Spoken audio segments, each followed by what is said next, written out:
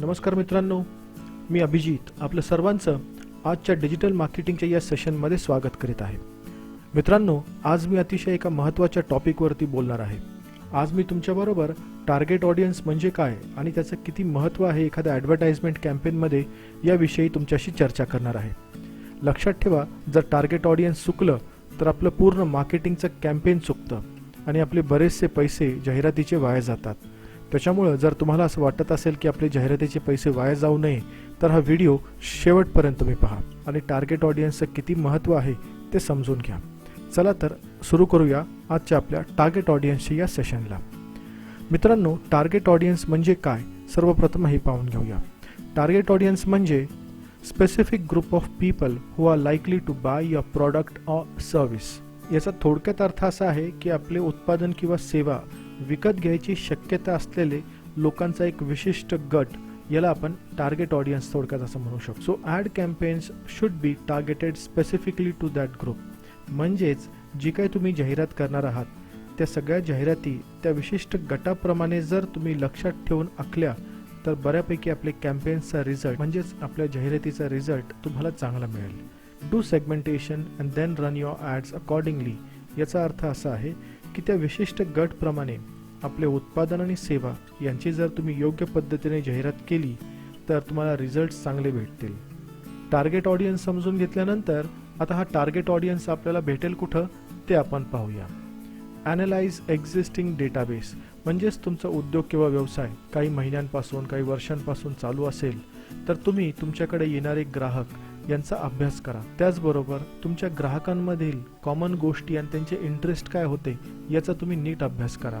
तुमच्या ग्राहकाचा अभ्यास करताना त्यांचं लोकेशन म्हणजे ते कुठं राहत आहेत किंवा राहत होते, त्यांचं वय, स्त्री आहेत का पुरुष आहे, त्यांचं शिक्षण, त्यांचं उत्पन्न, त्यांचं फॅमिली स्टेटस या गोष्टींकडे पण तुम्ही लक्ष देणं गरजेचं आहे.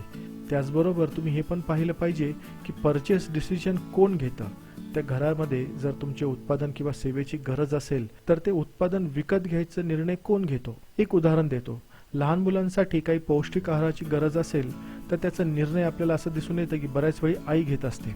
आणि त्याचप्रमाणे जर घरामध्ये एखादी कार विकत घ्यायची असेल तर साहजिकच आपल्याला असं दिसून येतं की 90-95% कार विकत घ्यायचा निर्णय त्या घरातील पुरुष घेत असतो.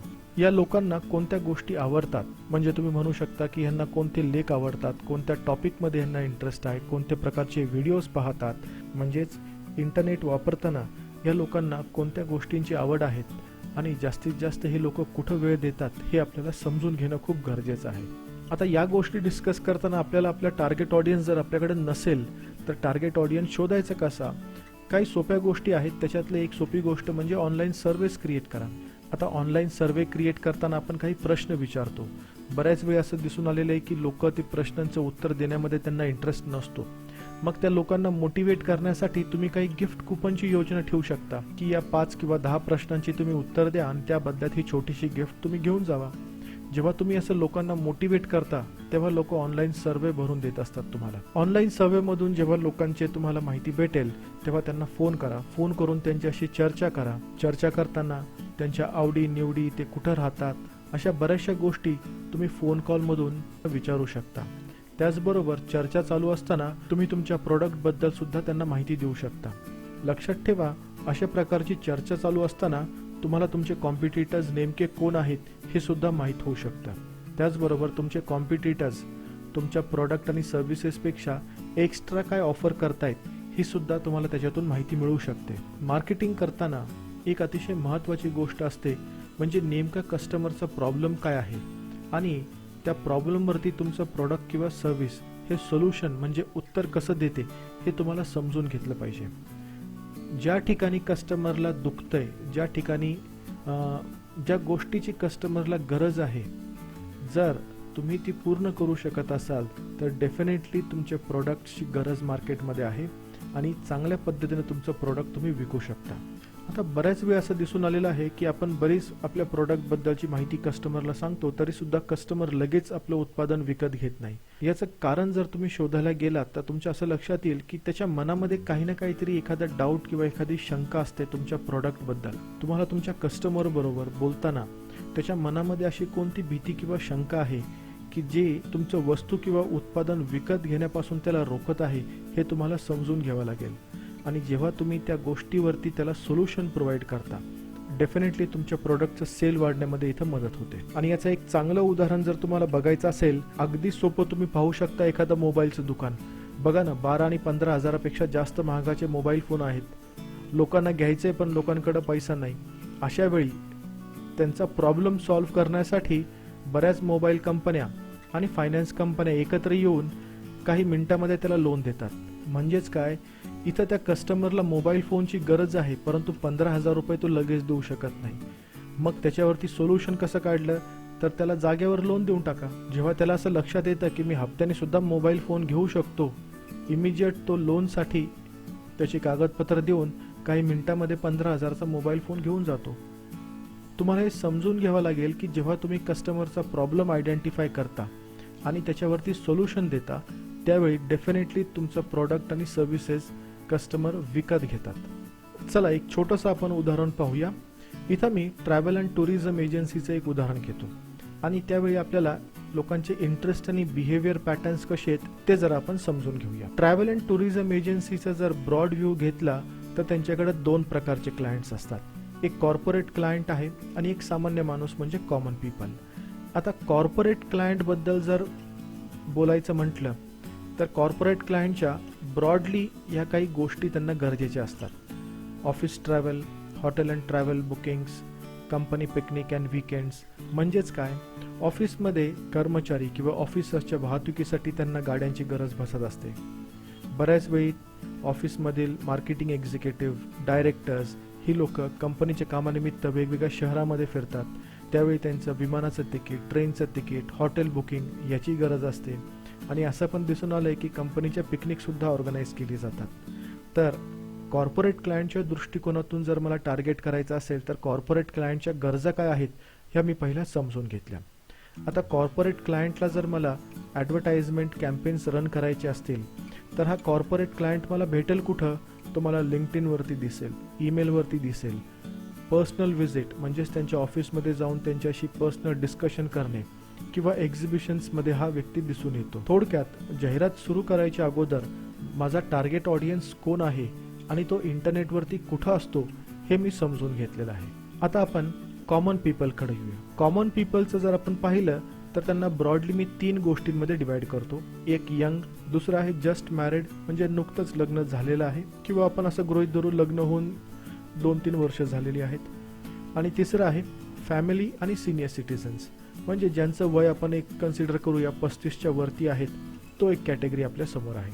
आता प्रत्येक वयोगटाप्रमाणे ही जी व्यक्ती आहेत यांच्या गरजा वेगवेगळ्या आहेत. आता या 3 कॅटेगरीजबद्दल विचार केला आपण तर एक असं दिसून येईल जो तरुण वर्ग आहे तो ॲडव्हेंचर पसंत करणार आहे.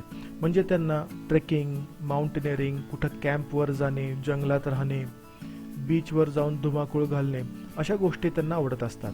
त्याचबरोबर या वर्गाचं बजेट जर तुम्ही बघितलं तर ही मुलं तर हा तरुण वर्ग कमीत कमी खर्चामध्ये जाण्यासाठी इच्छुक असतो. त्याच्यामुळं ॲडव्हेंचरस गोष्टी आणि कमी बजेटमध्ये हा तरुण वर्गाची माझी रिक्वायरमेंट आहे. दुसरा जो जस्ट मॅरिड गट आहे त्याचं जर पाहिलं तर हिल स्टेशनवर जाणे, शांत जागेवर जाणे, जास्त न फिरता एका ठिकाणी निसर्गाचा आनंद घेणे असे त्यांची प्राईम रिक्वायरमेंट असते. आणि इथं महत्त्वाचं म्हणजे त्यांना बजेटचं काही प्रॉब्लेम नसतो. तिसरा जो गट आहे तो फॅमिली आणि सिनियर सिटीजन्सचा आहे. आता जर ह्या ग्रुपचा विचार केला तर यांना फॅमिली स्पॉट्स आणि टुरिस्ट प्लेसेस खूप जास्त आवडतात, जिथं एंटरटेनमेंट आहेत अशा ठिकाणी ह्या लोकांचा जास्त कल असतो. त्याचप्रमाणे सिनियर सिटीजन्सचा विचार केला तर जिथं जास्त ॲडव्हेंचर नाही, जिथं जास्त चालावं लागणार नाही, जिथं जास्त धावपळ होणार नाही अशा गोष्टी यांना खूप आवडतात. ह्या ग्रुपचा जर बजेटचा विचार केला तर जनरली ते ॲव्हरेजली प्राइस्ड असतात. आता आपले हे जे टार्गेट ऑडियन्स आहेत म्हणजे young groups, just married, family आणि सिनियर सिटीजन्स हे आपल्याला भेटतील कुठं, तर ही लोक आपल्याला फेसबुक, इंस्टाग्राम, वेगवेगळ्या ट्रॅव्हल अँड टुरिझमच्या ब्लॉग्सवरती, यूट्यूबवरती आणि बऱ्याच प्रमाणात असं पण दिसून आलं आहे की न्यूजपेपर ॲड्स आणि एक्झिबिशनमध्ये ही लोक मोठ्या प्रमाणामध्ये दिसतात. त्याच्यामुळे ह्या लोकांना जर तुम्हाला ऑनलाईन मार्केटिंगसाठी टार्गेट करायचं असेल तर फेसबुक, इंस्टाग्राम, ब्लॉग्स, यूट्यूब हे अतिशय चांगलं माध्यम होऊ शकतं. या ओव्हरऑल पिक्चरवरून तुम्ही एक अंदाज बांधा की तुमचा टार्गेट ऑडियन्स कोण आहे, त्याचे इंटरेस्ट आणि बिहेवियर काय आहे, तो कुठं राहतो, त्याचं वय काय, त्याला कोणत्या गोष्टी आवडतात, याचं असं पूर्ण तुम्हाला एक विश्लेषण करावं लागेल. लक्षात ठेवा, जेव्हा तुम्ही टार्गेट ऑडियन्सवरती काम करता तेव्हा एकटे काम करू नका. तुम्ही तुमच्या ऑफिसमधल्या तुमच्या ज्युनियर्स, तुमच्या सिनियर्स यांना एकत्र बसून ह्या गोष्टीचा विचार करा. कधी कधी असं होतं की आपल्याकडून एखादी गोष्ट आपण विसरून जातो. होऊ शकतं ती गोष्ट आपल्या ज्युनियर्सच्या एकदम पटकन लक्षात येईल. त्याच्यामुळं टार्गेट ऑडियन्स हा आपल्या ॲड कॅम्पेनचा महत्त्वाचा भाग आहे. त्याच्यामुळं टार्गेट ऑडियन्सवरती जेवढा जास्त तुम्ही वेळ द्याल, टार्गेट ऑडियन्स कोण आहे तो समजून घ्यायला आणि बरोबर त्याचे इंटरेस्ट आणि बिहेवियर शोधून द्यायला जेवढा तुम्ही व्यवस्थित अभ्यास कराल, तेवढं चांगलं रिझल्ट तुम्हाला तुमच्या ॲड कॅम्पेन्समधून मिळेल, हे नक्की. आता आपलं टार्गेट ऑडियन्सच चुकलं तर काय होईल? अगदी साधी गोष्ट आहे. आपल्याला आपल्या ॲडमधून रिझल्ट नाही मिळणार. आपल्या ॲडव्हर्टाइजमेंटचा जो काही खर्च होता, जे काही आपण जाहिरातीवरती पैसे लावले होते, ते पैसे वाया जातील. जेवढ्या लोकांपर्यंत आपली जाहिरात पोहोचली पाहिजे तेवढ्या लोकांपर्यंत आपली जाहिरात पोहोचत नाही. आपले पैसे बरेच वाया जातात आणि त्याच्यामुळं आपण डिसअपॉइंट होतो, आपण निराश होतो. त्याच्यामुळं अमित कम्प्युटर्समध्ये जेव्हा माझ्या प्रॅक्टिकल बॅचेस चालतात, तिथं मी प्रत्येक विद्यार्थ्याला त्याचा टार्गेट ऑडियन्स कोण आहे याच्यावरती एक वेगळं सेशन घेत असतो. कारण का जेव्हापर्यंत तुम्हाला तुमचा टार्गेट ऑडियन्स तुमच्या प्रोडक्ट आणि सर्व्हिसेसप्रमाणे क्लिअर होत नाही, तेव्हापर्यंत पुढं मार्केटिंग कॅम्पेन्स चालू करण्यामध्ये म्हणजेच रन करण्यामध्ये काही पॉईंट नाही. तुम्ही पैसे वाया घालवाल आणि त्याच्यातून काही रिझल्ट भेटणार नाही. त्याच्यामुळे टार्गेट ऑडियन्स हे अतिशय महत्त्वाचं आहे. मित्रांनो, हा व्हिडिओ आपण शेवटपर्यंत पाहिल्याबद्दल आपलं मनपूर्वक धन्यवाद. जर आपल्याला हा व्हिडिओ आवडला असेल तर जरूर लाईक, शेअर आणि सबस्क्राईब करा. भेटूया माझ्या पुढच्या व्हिडिओमध्ये.